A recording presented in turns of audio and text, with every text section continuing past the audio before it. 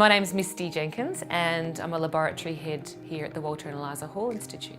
I'm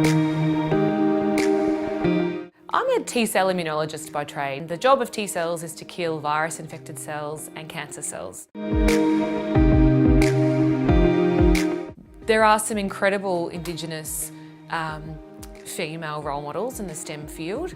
I'd love to see more. We've come a long way, and I think a lot of these Indigenous leaders like Marcia Langton and Sandra Eads and Gail Garvey, and who are really leading the way for Indigenous women in medical and health research and in science, is really inspiring, and I think they bring a certain poise and dignity and a sort of fresh and innovative approach, and with a really deep cultural sensitivity. And that's really important to bridge that divide between Western science and Indigenous science.